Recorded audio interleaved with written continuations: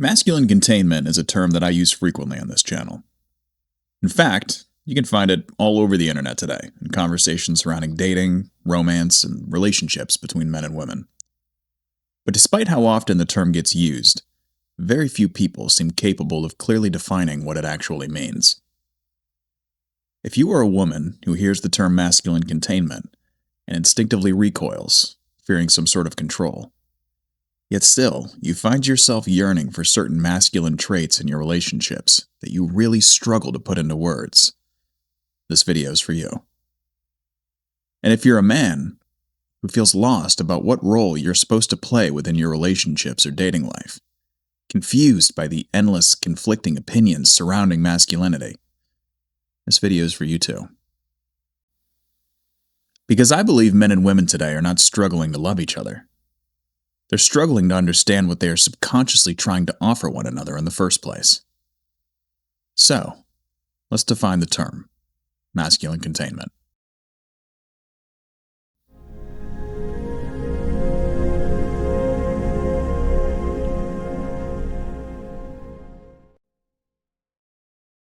Every time I think of masculine containment, I think of that song by Bonnie Tyler, Holding Out for a Hero. There's a line at the beginning of that song that says, "Where have all the good men gone?" It makes me laugh thinking about it because I have heard so many women say that, especially when talking in reference to their dating lives and not having found a man to date yet. And you know what my first question would be to those women? Can you define that? A good man. What exactly are you looking for? And in women's defense, if I were to go up to a man and ask him a similar question, first off, are you a good man? And secondly, what is that? What makes a man good? What makes him attractive to women? What makes him desirable? I think a lot of men would struggle to answer that too. And sure, we could list a bunch of traits that could apply to men or women that we just want to see in good humans. And those would work. I want a man who's honest. I want a man who makes me laugh. I want a man who takes good care of his kids. I want a man who treats me well. But again, many of those traits can apply to both men and women. And that's not to say they aren't true, because they are. But I'm talking about the essence of being a woman and the essence of being a man. What makes men so attractive? And what makes them so unattractive in certain moments when they are not doing blank? Well, I'm going to tell you right now. That thing that you just can't put your finger on, as a woman or as a man, is masculine containment. So why containment? And what's being contained? I've compared femininity and masculinity to rock and water before in the past. Femininity ebbs and it floods. It grows greatly and then also wanes in power. The term opposites attract is true, even on a philosophical level. Femininity needs something to splash against, a contoured but sturdy shape to flow through and around. But in order to do that, that shape needs to establish itself as something that is grounded, something that's rooted and just overall reliable. This is a natural way in which women make sure that whoever they are going to throw themselves into like a wave can be that foundational support that's needed.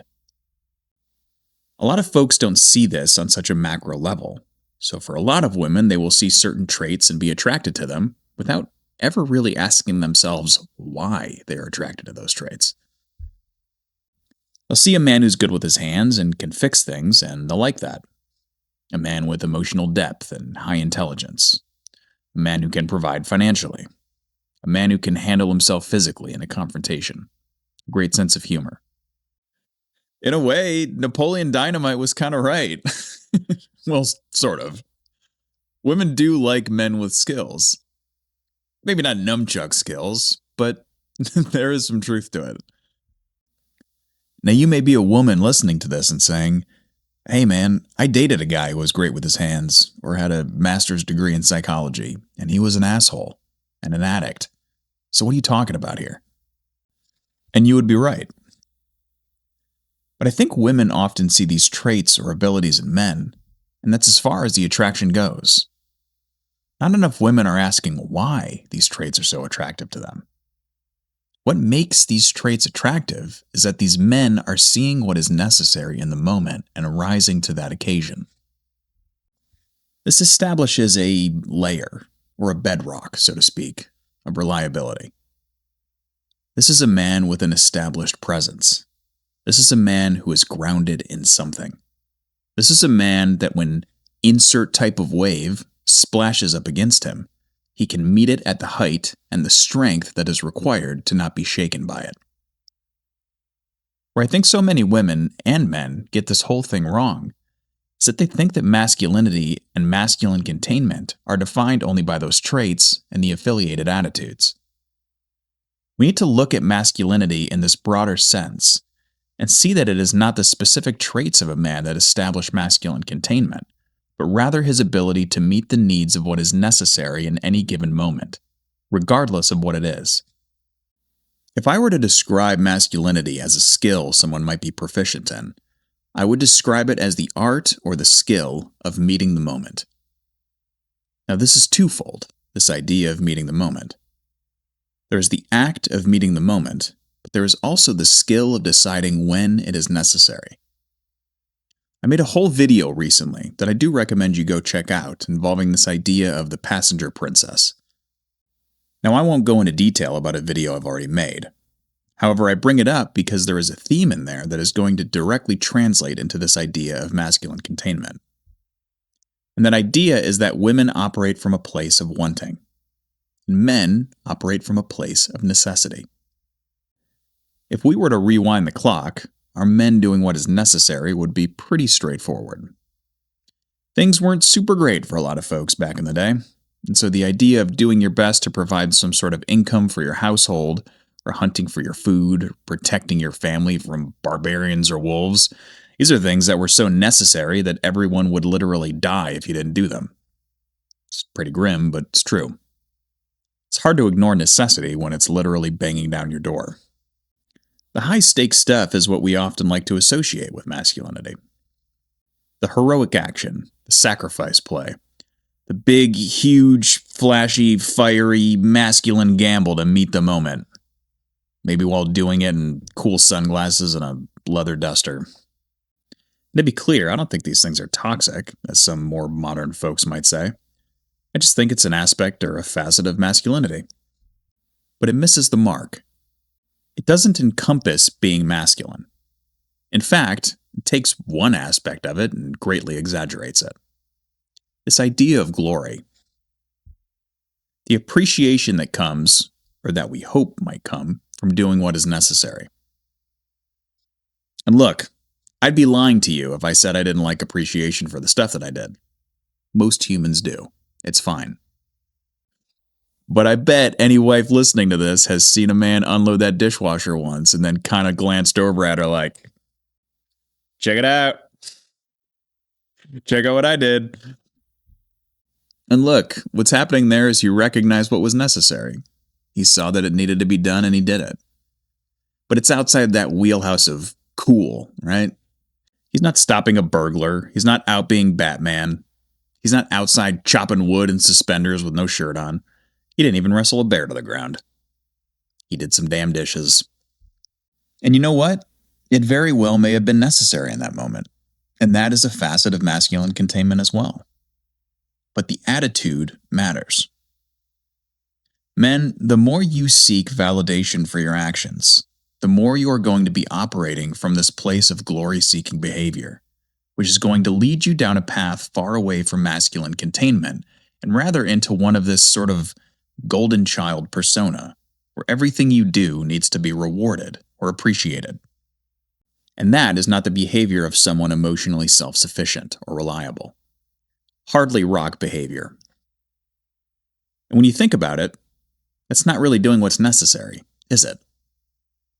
Being in a place to provide masculine containment is being in a mental state where you are doing things that need to be done in your life and in the life of your partner for a good that is higher than you or her. That you can call that God, you can call it the universe, you can call it your ticket to Valhalla, you can call it whatever you want. Your motivations are your own. But it needs to come from a place outside of yourself. You're human. We all are. And you're going to be prone to moments of tiredness, a short temper, wanting to quit. And that's okay. Because let me fill you in on a truth that isn't talked about enough from men to other men, and I think should be taught to young boys as they are being raised into men. It is important for men to master the art of doing what is necessary. But it needs to be understood that doing what is necessary is a long-term losing battle 100% of the time. There is no glory at the end of this road. There's no waving the flag on the top of the battlefield hill as you soak in your victory while everyone cheers for you. That's a mirage. It will never happen. Not only will you not have that moment of victory, but doing what is necessary over a long period of time, as I said, will break you down and manifest as a losing battle. Because you can't do both. You can't be in the mindset of, I'm going to do what is necessary in my household, at my job, and in my community, while also fully pursuing every selfish want and desire that you have. And it's okay to be selfish sometimes. But not being able to pursue your own wants in exchange for doing what is necessary will absolutely wear you down over time. Which is interesting when you think about it, right? Because man, do men love a good movie about a huge sacrifice play. I know I do. But this is a quiet sacrifice. There's no glory here. Maybe a little, but not much. What's funny though is I think both men and women want men and masculinity to be this initiating force. Women will often say that they like men who take initiative. Men are often prone to taking leadership roles. But men, if you're going to take some sort of role of leadership within the context of your family or whatever else, you need to understand that you have been lied to about what leadership is supposed to be. Leadership is not some high-paying position with a big yield. Leadership is not a reward that you get to lord over those around you. True leadership is service. Period. Volunteer work. To serve a greater good for the benefit of those around you with no expectation in return. That's what you are signing up for here, gentlemen. So make sure you understand that. And ladies, if you cannot comfortably and confidently say that you want the right man to take initiative in your relationship, then you are not ready for a relationship with him or any other man for that matter. If you want a man to rise to the occasion, you have to give him a standard to rise to. Now at this point, I'm sure I'm really selling this masculine containment thing to a lot of you men out there right now. That's a whole lot of responsibility and sacrifice plays for essentially what I'm telling you is nothing in exchange, right? That would be true if you didn't have a feminine figure in your life. Women, the masters of wanting, desire, excess, and going beyond that which is necessary into the realm of what is wanted. If life was a heap of marble, gentlemen, your actions of necessity are the weathering force that shapes it. You give it character, structure, clear definition. Without you, it would be a giant, soft slab of marble with no character, easily molded by any person who walked up to it. But you know what that slab of marble would be without a feminine figure to balance you out? Dust. Rubble. It would cease to exist because, much like yourselves, you'd weather it down into nothing. So what is a feminine force? A feminine force is creation. The creation of material to work with so that you can shape it into something that matters. Her passion adds material continually, keeping you inspired to do what is necessary. As I said in my previous video, men do what is necessary so that women can do what they want. And women do what is wanted so that men can do what is necessary. That's worth understanding, ladies. Because if you want a good man who not only does what is necessary, but understands what is necessary, you have to have a similar role here, but reversed. You need to do what is wanted and understand what is wanted. Those of you looking for a more detailed explanation of that, I highly recommend checking out my previous video. But I need to bring it up because it's relevant. This is a two-way street, and I promise you that when he is providing what is necessary and she is providing what is wanted, you will not only feel complete in what you are receiving from your partner, but you will feel outright motivated and excited to do what is needed for them. So men, how do you figure out where and when masculine containment is necessary? Well, how many of you have been through that classic marriage scenario where your wife says something like, "I don't want to tell you what I want you to do.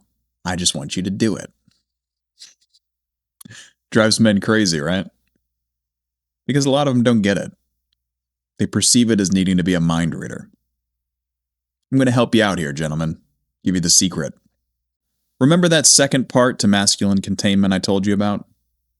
The other part of this is identifying what is necessary. It's easy to recognize when your wife gets home with a car full of groceries that it's necessary to go outside and carry 15 bags on each arm because you're not making 2 goddamn trips. Easy mode, masculine containment. It's not very hard to recognize, as we talked about in my last video, that your wife wants you to drive on the road trip and probably stop at Starbucks and pick her up a grande oat latte with 1 pump of caramel. Still on easy mode, though. Not overly complex leading in those situations, is it, fellas? But how about when you and your wife get into a pretty heated disagreement and nobody was really the bad guy in it? You both got a little too personal. You both said some things that you shouldn't have. And now you're both sitting around waiting for the other person to approach first so that you can make amends. But you're both still a little sour. So neither of you wants to be the first one to do it. That one's a little more tricky, huh? No dragon to fight off with a claymore. No line to hold behind sandbags with your buddy as the enemy charges at you. This one's a little more convoluted. Because now you need to confront uncomfortable feelings and communicate them in a mature way to your partner, and be the first one to apologize so that the two of you can heal. I wonder what Bonnie Tyler would say in a moment like that. Where have all those good men gone? Those good men doing what's necessary, regardless of what it is. If you're confused about what is needed on a day-to-day basis, gentlemen, look at what would make her life easier, or what would create more peace inside your home. That's a good start. If she has a splitting headache in the morning, and the kids need lunches packed for school, then helping with that is likely what's necessary. If stress from your job is eating away at you and making you depressed or short-tempered around the house, which she is now interpreting as you being upset with her, then opening up emotionally and explaining what's going on is what's necessary. And yes, masculine containment also includes checking out the noise downstairs in the middle of the night. It includes removing spiders from the house, changing the flat tire, fixing the squeaky door that's been bugging the shit out of her for the last 6 months. You know why there are all these joke videos online about women swooning over their man using their dad voice with the kids?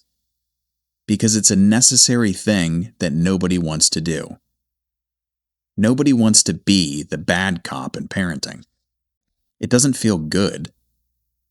But it is necessary if you want to help shape your children into well-rounded adults. More often than not, she wants to be the kinder, softer, more nurturing person in the relationship. But when you put her in a position where she has to be the one doing what is necessary all the time, she's not going to like it. And it's worth mentioning that this is going to vary from relationship to relationship. What is necessary for one woman, the stuff she doesn't want to do, is going to change based on the individual, which again only emphasizes the importance of developing the skill to recognize what is necessary in your relationship. But the motivations will always remain the same. Men, if you want a woman who genuinely wants to do things for you, you need to figure out the art of masculine containment and doing what is necessary. Women, if you want a man who steps up or takes the initiative, You need to master the art of understanding what is wanted within the context of your relationship and following through with that. And maybe that's why so many modern relationships feel exhausting. Not because men and women no longer need each other, but because we've forgotten how to recognize what the other person is trying to offer us. And in many cases, forgotten why we even want a relationship in the first place. If you feel like you're missing masculine containment in your relationship, or have found it and love it, drop a comment below and tell me about it. I'd love to hear your story. And as always, if this video resonated with you, I invite you to join me here for future videos as we continue to explore this dynamic. Until next time, ladies, gentlemen, be good to each other.